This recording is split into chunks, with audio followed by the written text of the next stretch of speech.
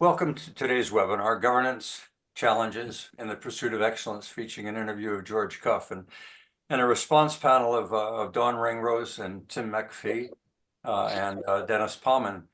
As you're probably well aware, and that's why you've shown up today, municipalities are in chaos, often overwhelmed by the downloading of provincial responsibilities and grant cutbacks. And I don't think that's unique to Alberta. Yet public expectations continue to rise, including the dual tasks of social engineering plus securing infrastructure, often at the expense of economic sustainability. Additional complications include urbanization sucking dry rural communities, the challenge of collaboration when survival is paramount, plus the flood of immigrants attracted not only by Alberta's economic advantages, but those of Canada at large, and an anticipated super boom here.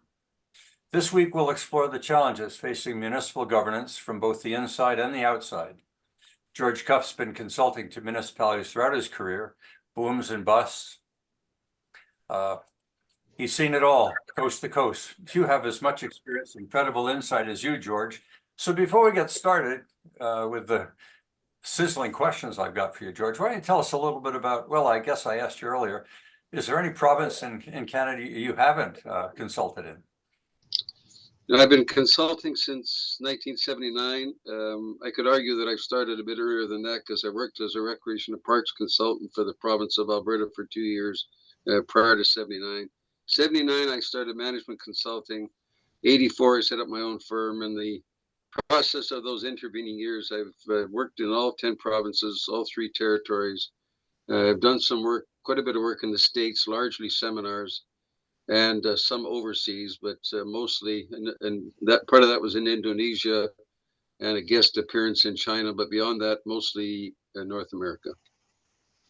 So do you want to kick this off with a little bit of a presentation on the topic that I've launched with, which is our municipalities in crisis and what can we do about it? Well, it's a good question. I think the response would be would be a mixed response. It's a question of what location you're in. If you're in much of rural Alberta, rural Canada, the issue becomes one of a need of access to resources, relationships with neighboring municipalities, whether or not there's sufficient resource to get the job done, whether or not we've got too many municipalities across Canada per capita. Now, that would certainly be the case, for example, on Vancouver Island and also throughout Saskatchewan. Saskatchewan, by the way, has 900 municipalities. We have 300. That'll give you an indication of whether or not one is being overgoverned or not. So rural Canada would say that the crisis for them is one of access to resources, and they look rather hungrily at their larger rural neighbors and certainly at their urban neighbors. I think from an urban perspective, it again depends on size. The major cities are under a lot of stress, I think, because of provincial responsibilities that have been picked up either inadvertently or by design by urban municipalities. So Calgary, Edmonton have picked up responsibilities that I would argue aren't theirs, but quite frankly, it's almost impossible not to take them on. For example, homelessness is an issue that comes to mind really quickly that's been impacted almost every municipality of any significant size. So largely that's a provincial responsibility, but it's been picked up because it's face to face with people in cities, towns, and villages. I think the crisis, in my mind, is more one of what are the expectations in a local municipality and what are the resources that they have to deliver it. And is the municipal council strong enough to push back and say, you know, that's either not on our docket or it's not a priority as far as we're concerned this year, or we simply don't have the resources necessary to take that on. So I think, you know, the crisis is sometimes it's born out of frustration and desperation, and sometimes it's born out of sheer incompetence by those leading and not being able to say that's not our dog. Well, you've touched on a number of topics, or I don't even know where to start, but I'll pick up on that. The flood of municipalities, some work I'd done some years ago with the federal government pointed out that the fastest growth and the excessive amount of governance that was showing up in Canada and the United States was the growth of municipal governments. They've got federal, they've got state, they've got county, and they've got municipal in the US. They got 4 levels. Lougheed wanted to try and build a regional infrastructure. It never really came off. but yeah, the competition among municipalities for slices of the pie. And we've seen that challenge in Edmonton as they try to grow the economy here and the municipalities can't get along. What do you advise? I mean, your work's been typically, I think, internal on how to build good governance and not so much on the outside, but maybe I'll shorten the point I want to make. Tell me a little bit of what you think good governance is all about anyway. So let me address two things. One is what you've already picked up on, and that's this issue with regard to regional governance, which is practiced more so in Ontario and also in British Columbia. There's a great quote by the statesman Will Campbell in 1904 or 1906 said, that people for high dreaming meant, but damned by too much government. And I thought, if that was said in 1904 or 06, I wonder what that same quote would be like today. So I think part of the issue is one of the challenge of how do we govern regionally, and that's a challenge that's been experienced with Edmonton, Calgary in the Alberta context, both of which have a regional board, both of which are trying to get regional governance more in place. I'm not sure it's an easy sell. There's a lot of hurrahing and so on going on, but it's been very difficult for a regional municipality concept to take on in a province where there's a whole lot of independence for smaller municipalities. So I commend the regional board here in Edmonton. I think they've done a pretty good job of trying to draw together municipalities and getting them to all focus in the same direction. That's been a challenge when I was mayor from 77 to 89. It was an ongoing issue. We had an issue around access to water, access to regional sewage treatment. All of that was still going on, or beginning rather, in my early days, and has been consistently an issue ever since. In terms of good governance talks about how people make decisions. And the good governance is really the art of drawing together various points of view into a composite whole, looking at the strengths and weaknesses of various arguments and saying, what structure do we have to provide for good governance, good decision making in an organization? So if you wanted a simple definition, governance is corporate decision making at the highest level. And unfortunately, most people at the highest level don't fully grasp or understand that that's what their authority is, that's what their power is. And they instead spend a lot of their time focusing inward rather than focusing outward and saying, how do we make a difference in our community? They get inwardly focused around, how do I make a difference in my organization? And that causes the two words that come to my mind, which has been the boon to my existence, are the words role clarity. And if it wasn't for people screwing that up, I'd have been out of business a long time ago. But role clarity has been a challenge for academic boards, which I work with counties and towns and cities, which I work with provincial government authorities. All of those have struggled in my mind to fully understand role clarity. And that starts with what does the governing body do? The governing body really should be there to set direction. It should be there to determine priorities. It should be there to determine key policies that would guide a whole lot of what gets done in the organization. It should be there to choose their CAO or CEO, depending on how you define it. It should be there to provide guidance, direction to that individual and through that individual to the rest of the organization. Good governance says we draw together a group of like-minded citizens who are all interested in the best interests of the community, only of course to find out they weren't all that like-minded when they got elected, and they aren't going to be that like-minded during the course of a term of office. So how do they exist? How do they pull their resources together? How do they function as a municipality or as a council? That's a huge challenge. Unfortunately, it's been one that's been consuming me now for 400 plus articles and 11 books on governance at the local scene. So all of that, I still haven't quite figured it all out, but I think I'm gradually getting there. And when I get there, I'll be retired. So which I'm not yet. Yeah, I know. We're all talking retirement. It's being it's been redefined. It's Yeah. nothing to do with rocking chairs are a thing of the past.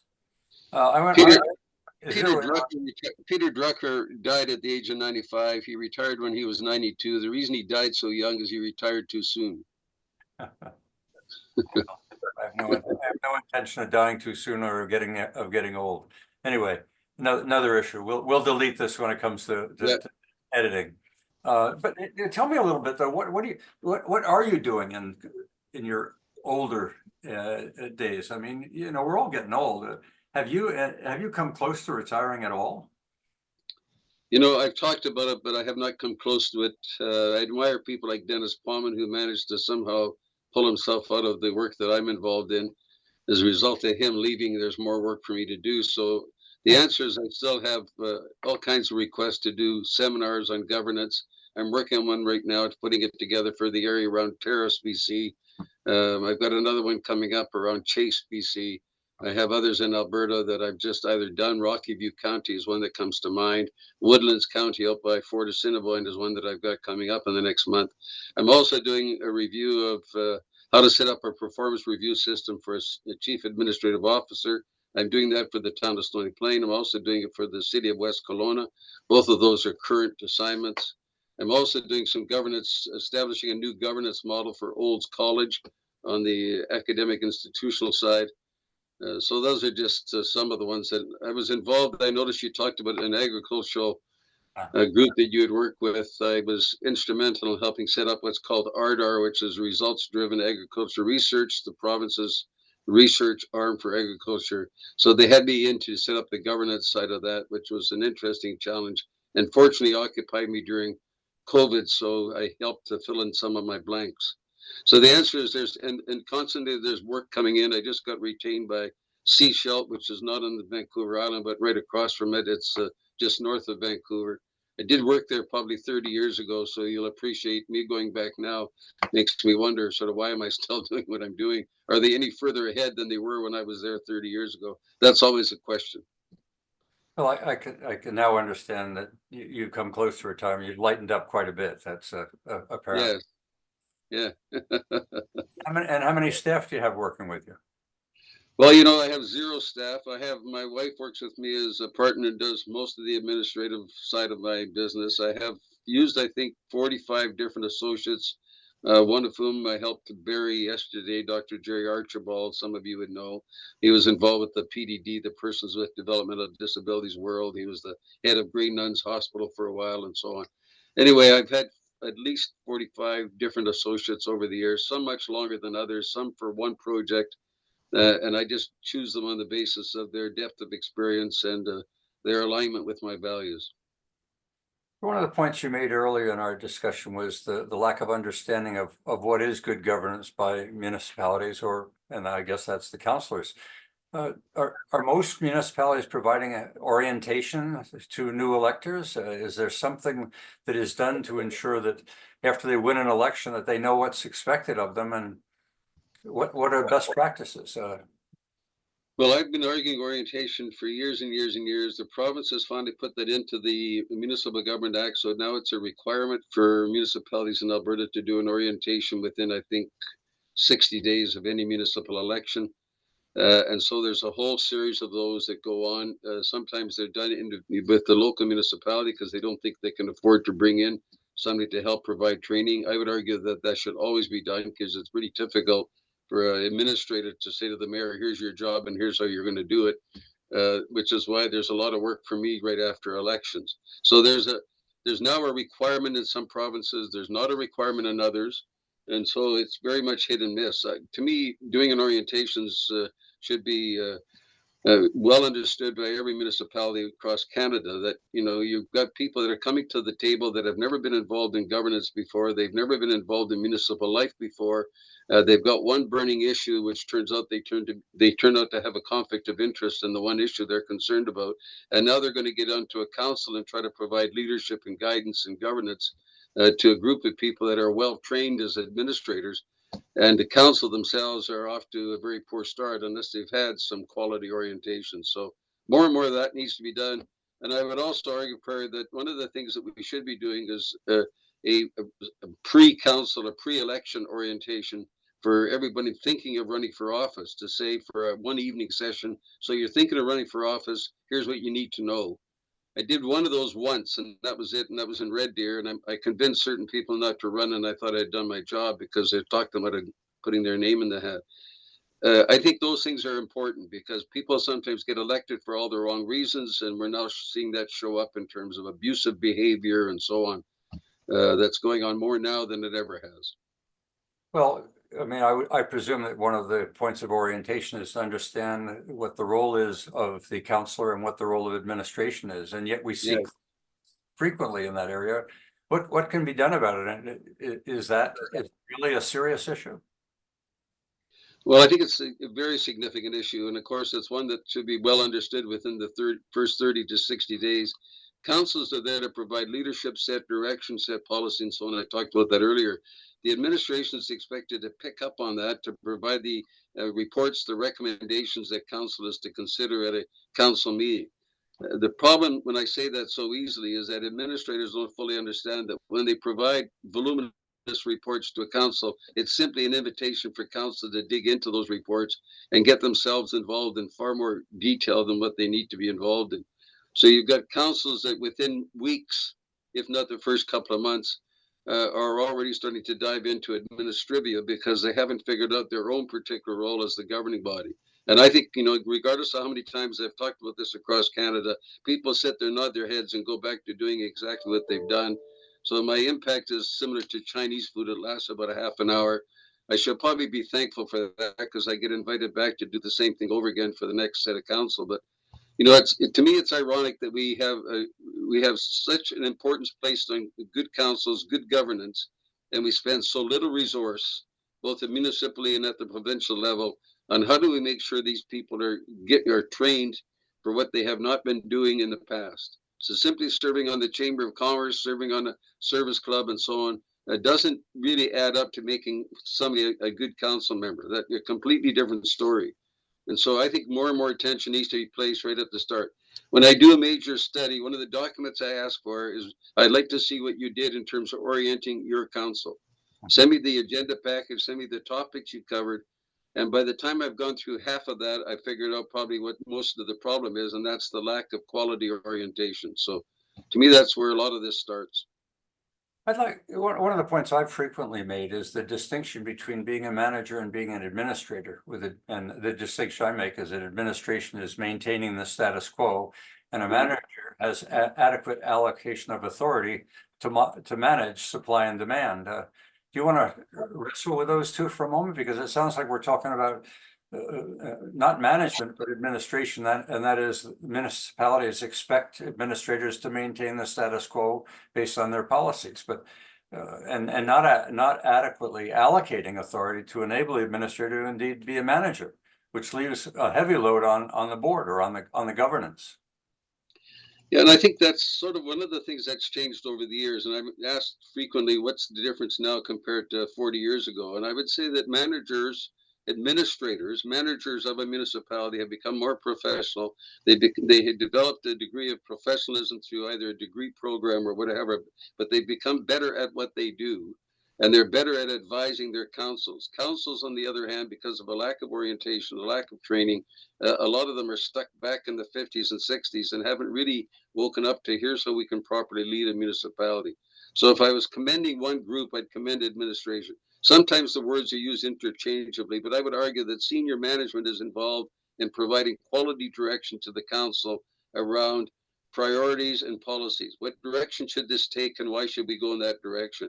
The administration is by and large there to, as you said, deliver on services that are already in place, deliver on policies that are already established. You don't have to worry about creating new policy, it's already there. If something needs to be changed, you move it up to the level of management. And I think that's the one level of local government right across Canada that has improved considerably since the days that Dennis Pommen worked as the CAO in Fort Saskatchewan or Grand Prairie. I mean, Dennis would have been leading the pack because of the caliber of people that he would be surrounded with.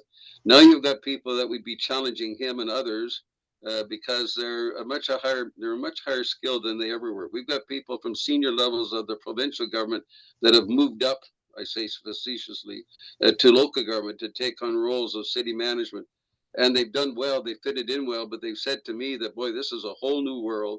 You're face to face with your constituents on a day-to-day basis. It's not like writing reports to a cabinet minister who's going to stand in the legislature. This is your face to face with those that you're governing, and it's a really important consequence. Let's delve a little bit into some of the complexities that are now facing municipalities that go beyond the traditional municipal services, maintaining of infrastructure with public works, et cetera. Municipalities are delving regularly into economic development, but they're also now finding themselves, as someone from Westlock is well aware of, into social engineering. You know, where are the borders for what is appropriate for a municipality to be governing? Does that authority come from the province, or do they adopt their own boundaries? Well, I think a lot of the authority is supposedly established by the province. That's true. It comes through the Municipal Government Act and other statutes. The problem that you have is that people that get elected to local councils are very sensitive to what's going on locally. They very much want to be able to solve local problems, local issues. And so when somebody brings a local issue to the community council, for example, the issue of Pride Week, or the issue of do we paint lines on the sidewalks and so on, that becomes something that a council says, well, we ought to jump in and do something about it. And so the attitude has always been one of let's jump in and do something, as opposed to, is this in our bailiwick? Is this something we're responsible for? And if you look at the act, it talks about the 5 or 6 key things that a local government's responsible for. And some of the issues that we would talk about today and other times would be around the social engineering issues. And that's something that I think councils are not necessarily set up to be skilled at. They're not necessarily up with the resources. They don't have the background, and they can get easily moved by a very strong activist group. And that's the challenge. And you've elected more and more activists to councils. They have one particular agenda, which often, by the way, is not shared with the public when the person's running, which is what I think should happen. They get on council and they've now got a platform to launch into whatever their particular agenda is. And they deal with people who are nowhere near as gifted as they are in terms of getting the agenda out there. So you ask, like, how does this issue get onto the council agenda? Well, somebody's figured that out. They know that you need to serve a notice of motion. They know that you need to find 2 or 3 others on council that think it's not a bad idea to start discussing it. And within the next 4 weeks or 8 weeks, you've got momentum building with regard to a particular issue. Like, I've asked the question, so where did this issue show up on your top 10 when you were doing your strategic planning at the outset of this term? And the answer is that issue never showed up. But it's been brought to the table by somebody on council who's activist minded and wants to get the issue onto the table for discussion. I'm not saying whether that's right or wrong, by the way, Barry. It's local councils trying to do good for their citizenry. And if the citizenry says, here's an issue of concern to us, we think you ought to be doing a bylaw with regard to having children in bed by 10 o'clock at night, they would take it up as a cause without asking the question, is this something we should be doing? If the issue of homelessness is in the front of City Hall, which it was in my community, should we be doing something about it? Well, it's staring you in the face. Of course you should. The answer is that your mandate? The question is that your mandate? The answer is no, not. It's the provinces, but they aren't doing anything about it because they know we're going to do it.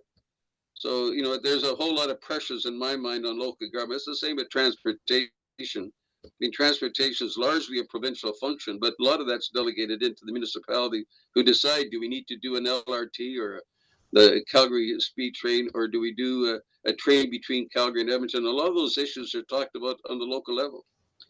Okay, I've got one more question for you. Then I'm going to turn it over to the panel, Tim MacPhee and Dawn Ringrose and Dennis Pommen, who you cited in the course of some of your points you were making. Yeah.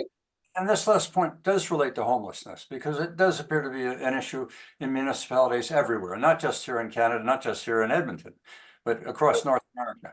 And the point we made after we did a whole series of webinars back in October on homelessness was municipalities are being dumped on.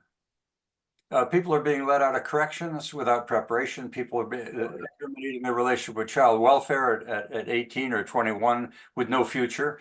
People are being dumped out of the healthcare system. People are being trained in education but not ready to enter a community and take responsibility. But all of this ends up as municipal pressure. And then we have populations that are in migration, that migrate into the cities, which aren't ready. So prepare the people, prepare the community, develop the support services. It's not happening in corrections. It's not happening in mental health. And the municipalities are expected to carry the ball. Are you seeing that as well, or is that just a figment of our imagination with our October series? No, this is absolutely front and center for municipalities today. It's an issue that's crept onto their agenda. I think it's an issue for which most municipalities are ill prepared. I think organizations like the Municipalities of Alberta, formerly called AUMA, or the Rural Municipalities of Alberta, they should be taking that on as from a provincial municipal perspective and saying, this is an issue. What resources are we applying to the issue? What background can we provide local governments to tackle the issue? I don't think that that's happening, Perry, but I do think we've changed from talking about, do we need better roads? Do we need better swimming pools and recreation complexes and so on? Those are all the issues of the past. And we're now talking more about, what are we doing in terms of economic development? That's taken a higher profile. What are we doing in terms of social issues, which is again taken a much higher profile than ever before? We looked at social issues in a really modest, low scale basis in the earlier days. And I don't know whether this is associated with population growth or whether it's simply associated with the fact that we're a relatively new province, and as such, putting these services into place bottom up instead of top down has not yet arrived. We are subject to the powers at a federal and at a provincial level, and municipalities carrying the load, tax wise as well, are just not ready. So I'm gonna stop there. I'm gonna ask Tim. Introduce yourself, Tim, and George, you can pop in at any time, ask a supplementary question, bring additional information to the surface. But Tim, is there anything we've talked about here that you're sensing in your long career in Vegreville or elsewhere? Well, I would like to identify some of the things that George has brought forward. And one of the key issues that he started with is that municipalities need to get more courage and pushing back with the downloading that's happening from provincial and federal governments. You know, as a young person, everybody knew who was in charge of housing and who was in charge of immigration and who was in charge of healthcare. But it seems that a lot of municipalities today think that it's in their lane to get into this. And again, there's no resources to support this for municipalities. I've been this is my second term as mayor. I was lucky enough that my first year on council, when I came in, I inherited a very strong administration and a good situation within the town of Vegreville. So some of the problems that George has brought up, I have seen, and as chair of the board, being mayor, you know, there is a lot of work to keep a team together as a council because everybody has their own personal agendas. The fact that the Municipal Government Act says that you need to take a course, I believe that everybody should take a course before they fill out their nomination papers. It's just some of the things that George has touched on here. Again, I was lucky enough to inherit a very good situation. I have a lot of other friends that are mayors and reeves, and I know some of the problems that they see every day. But we municipalities, especially rural municipalities, are in no state that they can take on right now. The housing, the downloading in affordable housing. I mean, we're into healthcare. We're recruiting doctors. I'm trying to find doctors that'll do assessments on doctors that were lining up. We're raising money to bring doctors. The province has the rural renewal program for immigration. Why the hell are municipalities expected to get in on immigration issues and task our admin and our staff to that and vet employers? You know, there's just the downloading itself in today's municipal world is what the problem is. And if we don't have the courage to stand up and say, this is not in our lane, this is not what residential taxpayers are expecting their dollars to go towards. So, I mean, I have a big issue with that. And luckily, I have the courage to keep reminding the federal and provincial elected officials that they may think that it's clever the way they're doing it. And municipalities should actually have the courage to refrain from thinking it's going to be good for them to spend, you know, tax dollars on that. So I just want to touch on that what George brought up, because it is going to get worse the more that we contribute. Well, George noted that it's a strong recommendation that's emanating out of this, that a UMA or a representative body or a collective, a coalition of municipalities needs to come together to make that point. that either they need to be properly resourced, but a collaboration has been a problem among the municipalities. Have you faced any situation, Tim, where collaboration would be an answer to some of your problems, but you just can't get municipalities to work together? Well, for ourselves, we have the county of Minburn that we deal with, and our relationship is a work in progress. And again, their goals and what their needs are a lot different than ours.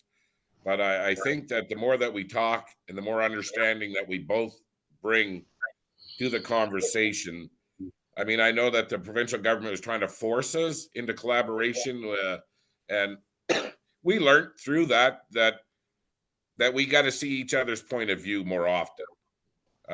You know, I had no idea what a bridge cost, but they have no idea what it costs to run a rec center neither.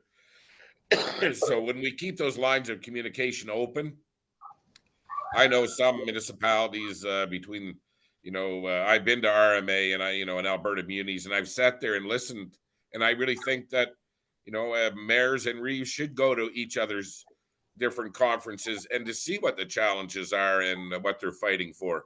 Because, before I went to RMA, I had not a lot of experience in, where they were going with their ask of the provincial government.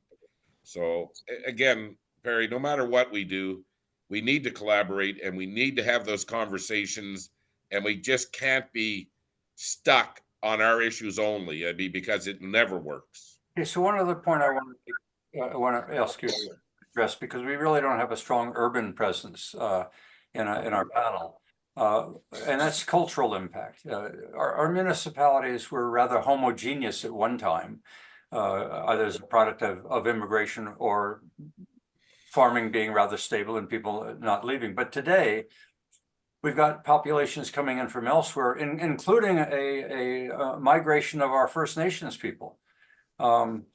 These are new cultural, these have cultural implications and a level of awareness of what the expectations of these people are that are intruding upon or expected to be integrated and welcomed. Now, I know Westlock's faced the issue recently of having to address pride issues, EIG, et cetera. But how do municipalities that get elected thinking they're going to be in working in the economy or with education or with healthcare, finding themselves on all of these cultural matters where we've got, cultural differences among people that have from thousands of miles away or just beyond our borders and coming from reserves?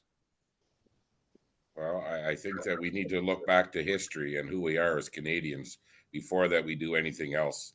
I had a conversation with one of our staff members this morning, and his daughter plays on the high school basketball team.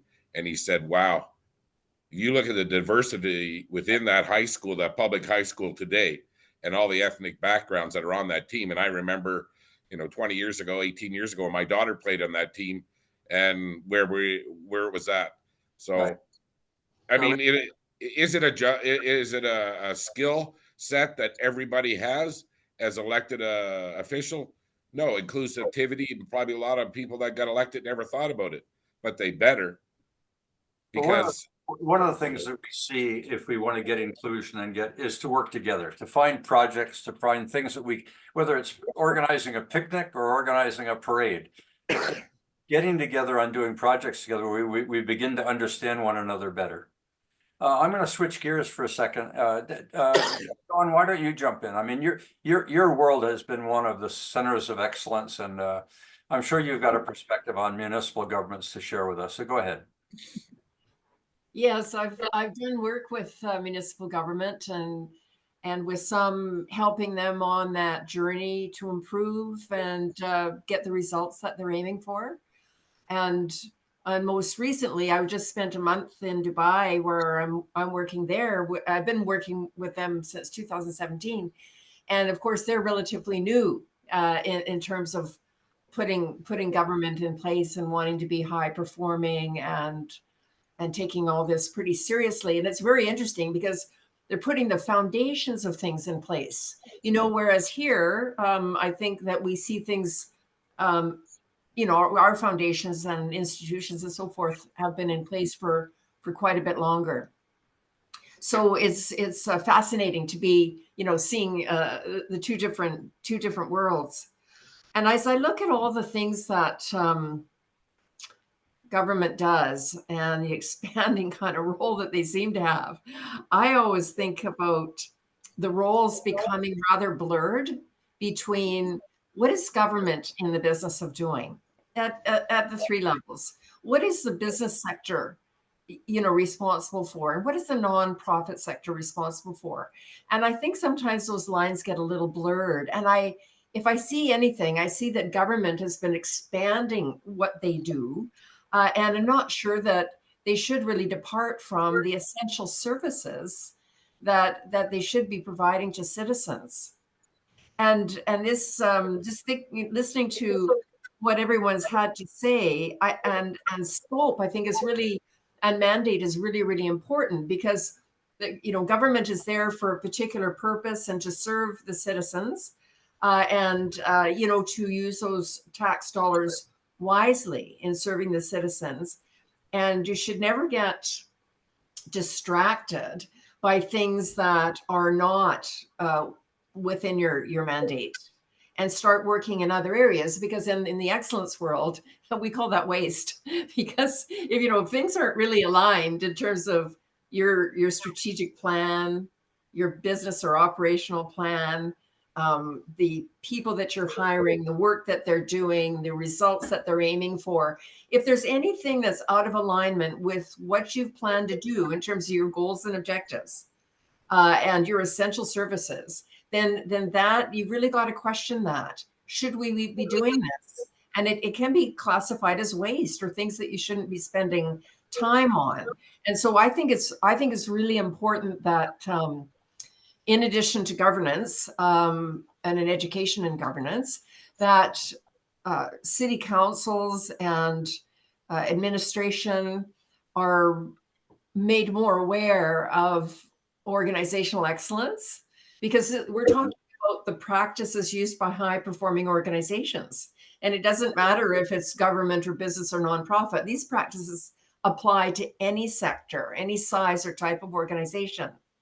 And we know that if these practices are being used, you develop a culture that's very committed to excellence, or always getting better and better, that kind of mindset that we should be striving for.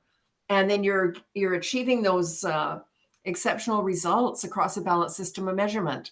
So to me, those two things, and governance is part of that. There's some practices in the governance area that's part of, an excellence model, but that's something that can help keep us on track, and use those tax dollars wisely, perform well, be trusted by the citizenry, get the results that we're looking for, good governance and so forth. So that's what I want to weigh in on that. Let me interrupt though for a second, because Alberta is facing, as I understand it, 50,000 new immigrants a quarter.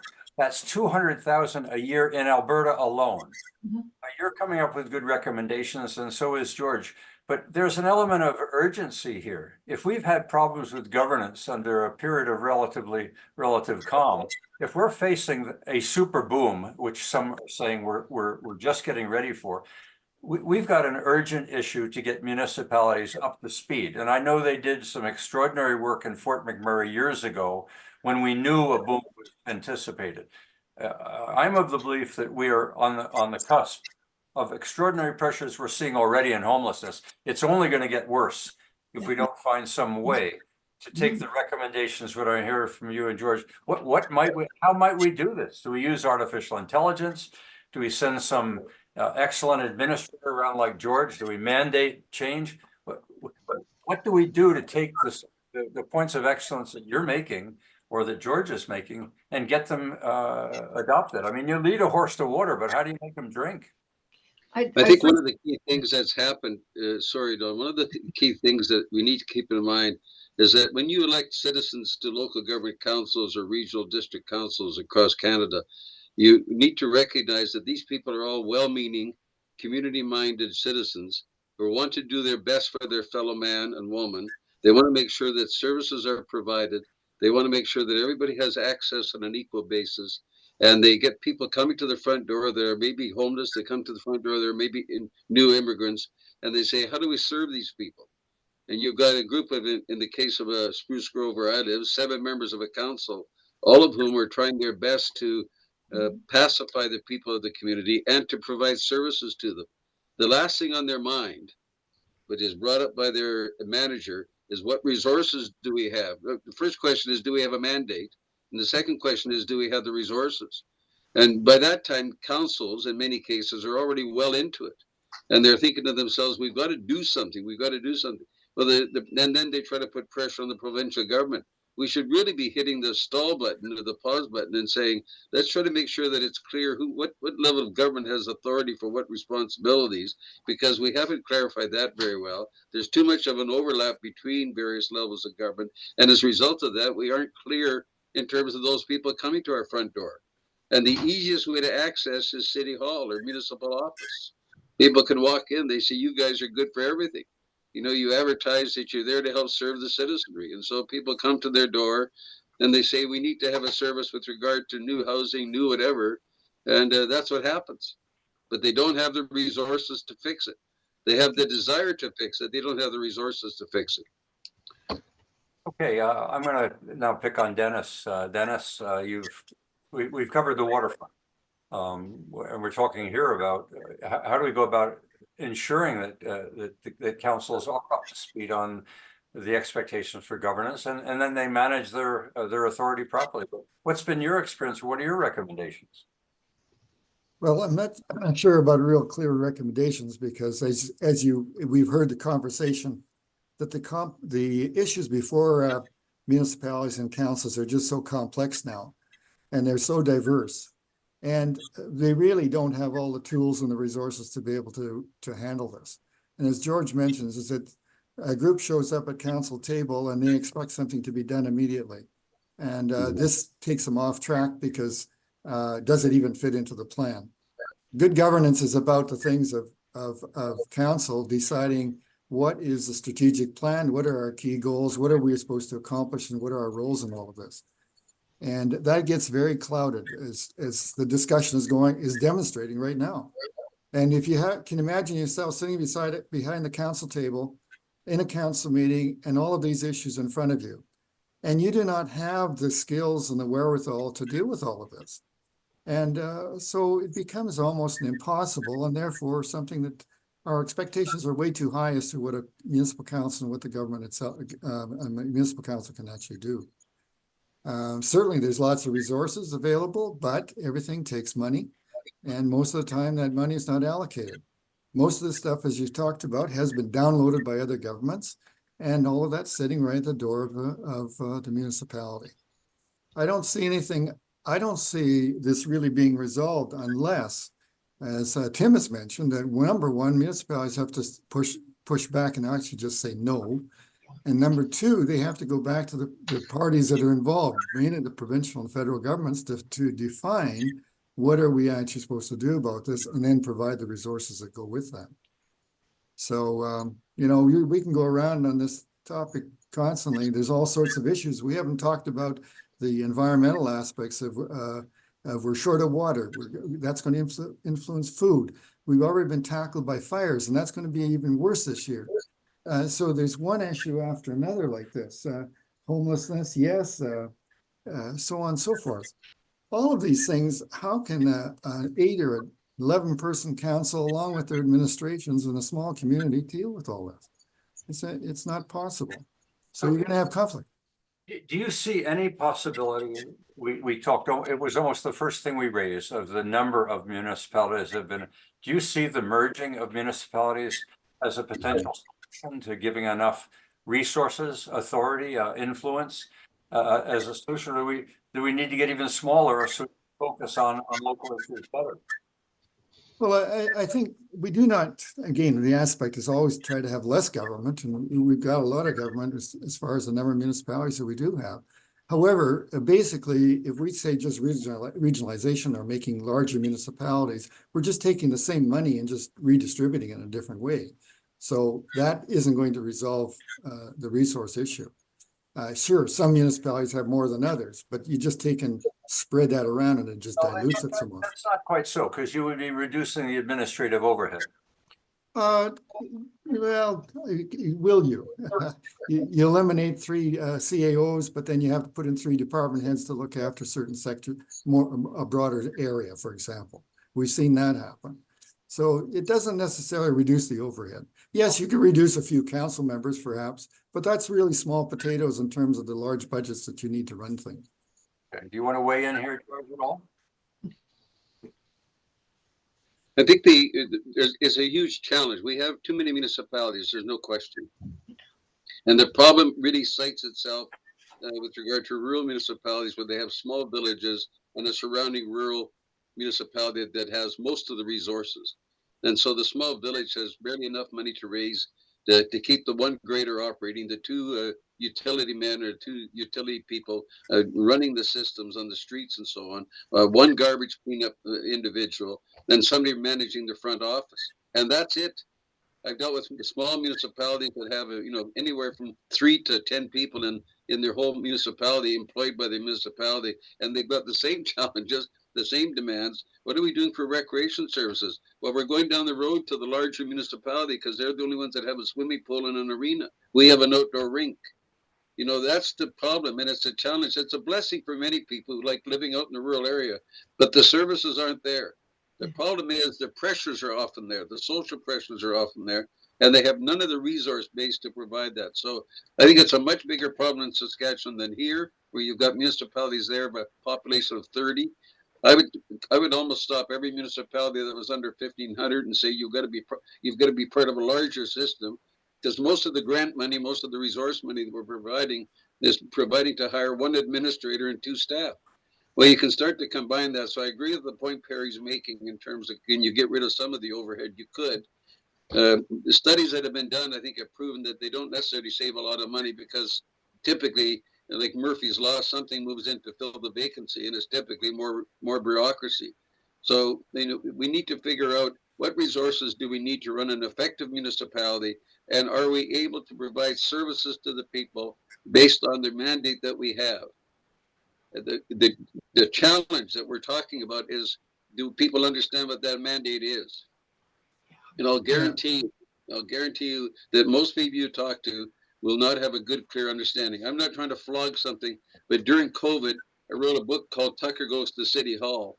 And it's a little small book. It gives a little story of Tucker, who's the young dog going along with his master, who's 12 years of age, walking through the community, bumps into the bylaw enforcement lady, handing out a ticket. What are you doing? Handing out a ticket. Why? Because it's against the law. Who sets the law? Where does the money go? All of that becomes part of an introduction to local government. Goes down to the swimming pool. Why do you charge fees? Where does that money go? Well, it's all going down to City Hall. And it has this vision of City Hall as Fort Knox. It finds out about volunteers, finds out what the mayor and council do. This is a small contribution that grade 6s should have in their hands, if not before that, and their parents to figure out who does what at the local level. Most people don't have a clue, to be quite candid. I've done enough sessions to know that people would not be able to distinguish between federal, provincial, and municipal levels of government in terms of what they do. And again, I get back to this point, we need more clarity in terms of responsibility. We need more delegation of powers and resources to the municipalities to say, if you're going to be held accountable for delivering this service, you've got to have the resource base to do so. And the challenge, of course, for the provincial government is that we've got such a swath of municipalities across this province that deal with such a wide range of issues, from wind power in the Crow's Nest Pass to resource issues up in the Fort McMurray Wood Buffalo area. All of those kinds of challenges are massive, massive challenges. And where do they come face to face? They come face to face at a local level. That's how people understand politics, is locally. Unfortunately, they don't necessarily vote that way, but that's where they understand politics. So our newsletter of last week was headed "Apathy Implies Consent." The governance starts in a democracy with the voter. If they become frustrated, you can't fight City Hall, you're not going to have any influence, you're not going to make a difference, you're going to get apathy at the voting booth, and people are just going to wait it out. And municipalities grow, their taxes grow, their budgets increase, their staffing increases. is there any way to hold municipalities accountable when, I don't know whether we're entering into a period where we've got to start looking at the relevance of benevolent dictators in order to start sorting out the lack of apathy or the increase in apathy at the municipal level. Go ahead, Tim. Why don't you jump in here? I just saw that as humorous. Go ahead. That was pretty nice, Perry. Yeah, that type of leadership. I do know that the apathy among voters that we see every election, that the numbers or the percentages are going down, and I think younger people today don't feel democracy the way that my generation did. I've never missed an opportunity to vote in my life because I always thought it was, it was the one thing that I had that was power that I got to use. I just want to get back to something that George said. And if there's any municipal elected officials in towns and in smaller villages, city hall, town hall is not someplace that fixes everything. And councillors try to take on social problems in communities and the downloading. We can partner with different members of the community, stakeholders, like we're doing today. We have a big problem with childcare. The $10 a day subsidized childcare has ruined everything, and we're losing nurses. We just don't have enough spots. There's not enough pay in the industry to keep them. But we brought all the stakeholders together, and through our FCSS department, they're working on solutions. But that's not council. Council cannot drive these type of problems and come up with solutions. So, and it's the biggest problem that I see with new councils and sharing experiences with other mayors and reeves, is that people think that they can fix everything. What we can fix is the vision of the municipality and help achieve it. If it's through lobbying government or working closely with your MLA, but making good decisions is the governance part that all elected officials need to work on. These individual problems or what they heard from the neighbor and they want to fix that tomorrow, it just takes away from the mandate of what they're doing.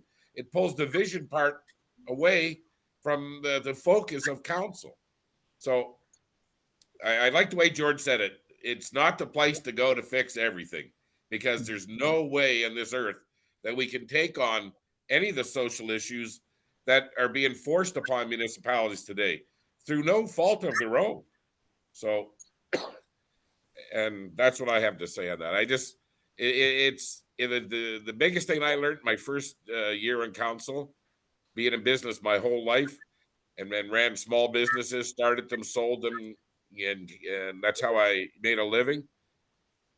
You are not an independent decision maker.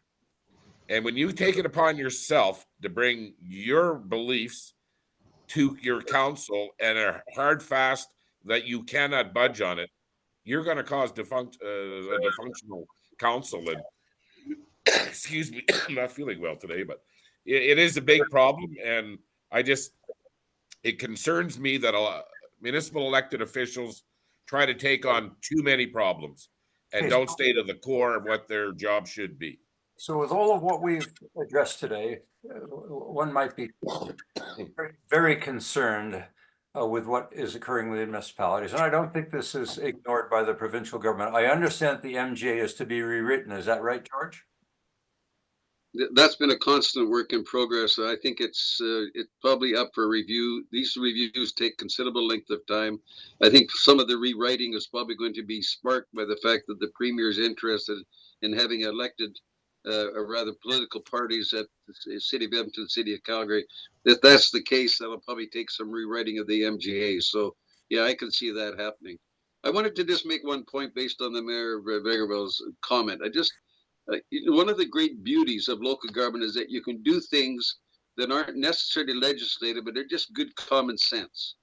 And so it talks in the Act about the need to have public engagement, which is again a new addition to the Act. You would think that would have been in there a long time ago, consult with the public, but there's a whole section on public engagement. Well, one of the things mayors can do is call together a mayor's roundtable on a Friday and a Saturday night, get in a facilitator, and get one big topic onto the table. For example, homelessness. What are we going to do about it in Vegreville? What are we going to do about it in Spruce Grove, wherever it is?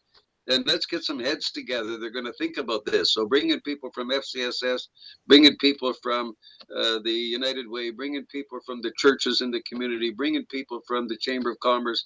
You bring together a cross section of leaders in the community, not all of whom are serving in council, and have attended the mayor's roundtable and have this kind of a discussion that's focused, that talks around this is the issue.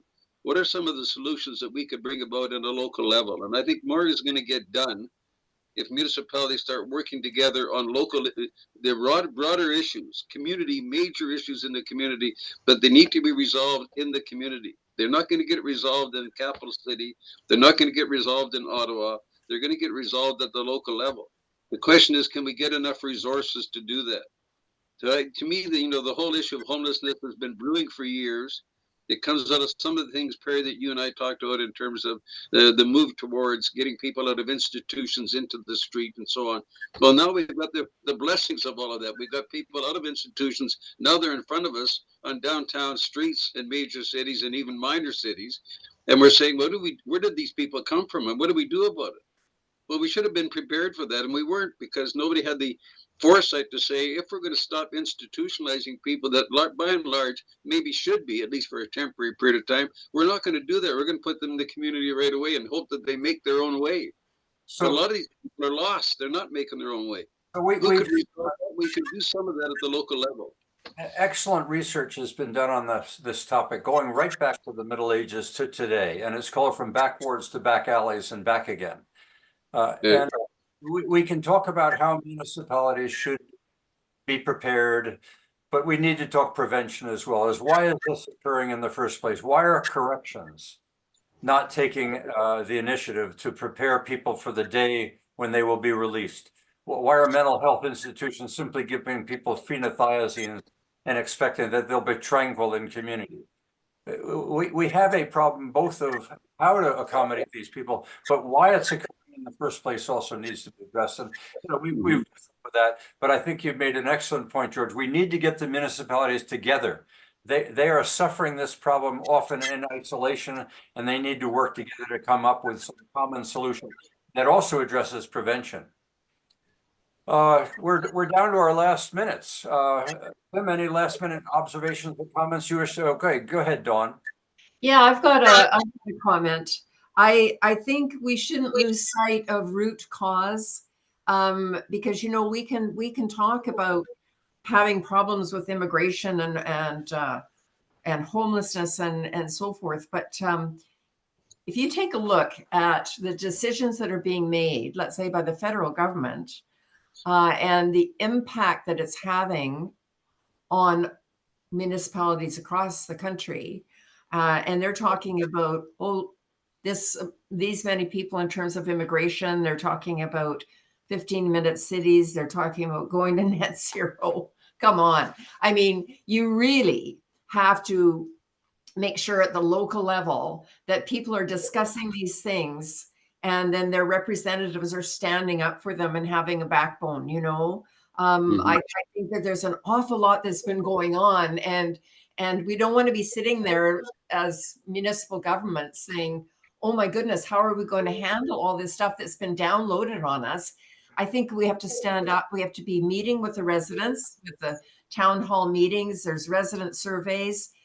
We might even think about making sure that people have civics courses or understanding about how the 3 levels of government work. But in any event, if there's things that are happening in communities that are harmful, which I think a lot of that is happening, I think you need to stand up. And I think a very good example of that is Danielle Smith and Scott Moe. I mean, at a provincial level, they're standing up and saying no to a few things, right? And I think this is what citizens expect their municipal leaders to do at the local level. We want to get together. We want to talk about this sort of thing. And we want you to be able to stand up and say no to the province or the federal government or what have you when these problems are being downloaded. I think that's what we're looking to our representatives to do as citizens. Well, we're we're in I'm going to ask Aaron. Aaron has his hand up. Aaron, you're going to get the last question and then we'll be in a wrap up mode. Go ahead, Aaron. Oh, hi. I just came on a little late and I apologize, but I'm listening about that this is about local. So I've just come from a very successful meeting with the two councillors today. I delegated back in November, so we're now at 4 councillors out of 15, and being told that there is a possibility of 6 more councillors that are sitting on the fence to understanding the bigger picture. And one of the things I said in the chat was, I think we need to understand the lay of the land. And has anyone here, just by a nod of a head or this way, have you guys heard of Sheila McFarlane's the POG primer, and how this is the UN coming in with all these initiatives and trying to do a takeover and they're doing it at the municipal level? So what? Nobody knows that? Yeah. No? Well, I know Okay. there's certainly a lot of talk about external forces trying to control the direction of our democracies. I don't know whether that's what you're getting Well, into. this isn't about talk anymore. She's actually been able to line it all up and create it. If you go to sheila.ca, it'll pop up in your face and you can read it. Now, I will tell you right now, it is a document for those that are sort of awake. It's difficult to accept. It's really difficult. So we have found another document that is supports that document, but is worded in a way for kindergarten level, because this document, the Sheila's document, is pretty much university level. So you really have to understand certain things, but it's all about ICLEI, the 15-minute cities. This is all coming, no public consultations anymore. They're no longer that. They're Okay. not our public trustees. Hey, They're Aaron, if you'll send me a link, I'll include that in the newsletter, I promise. sure. Make reference to that. I think you are making an interesting point. I can recall some years ago when I graduated and found myself involved in a management role in government, I was rather stunned to see how extensive consultation had become as the new wave, and have begun to wonder whether a consultation has just become a process without regard to results. And that if you don't do consultation, somehow you're going to be criticized. But there's no mandate that you must take into account whatever you heard. Right. Gordon, I'm going to leave that with you because Dawn has made the point. I know, Tim, you've lived it, and Dennis, you've certainly exercised it, that consultation clearly in a democracy is sort of a prerequisite to making a decision. But sooner or later, a decision has to be made. And that point's been made over and over again, that if you don't make a decision, you're simply reinforcing apathy among many that say you're inept. Making at least a decision, we get some feedback, we can make some adjustments after that. But I'll give you the last word, George. We've covered a lot of territory. I invited you to start out, so I'll let you do the finish as well. If I could just 1 second, I just want everybody that's listening to know that most municipal elected officials, the majority of them, are in this for the right reason. They're just trying to make their community a better place. And some of the headaches that they have, the feedback they get, and the slowness of action, and the way that they get pushed back or pushed upon by different levels of government is why we're seeing such a large number of municipal elected officials leaving, because they feel that they just can't make a difference. So I just want everybody to recognize that the majority of municipal elected officials are here for the right reasons, and that's to make their community better. George, you made that point, but go ahead. I mean, is the dilemma they're between a rock and a hard place, being their administration and the provincial government? What should be expected of councils when they need to rationalize what is happening at the provincial level, and the only resource they have to work with is the action of their administrator? You know, there's a number of challenges, I think, Perry, in terms of trying to sum up what's been said. And I think one of the key challenges is around what does good governance mean? And it essentially means effective decision-making at the local level. So how do we do that effectively? How do we make sure that our councils are properly educated around the range of issues they're going to deal with?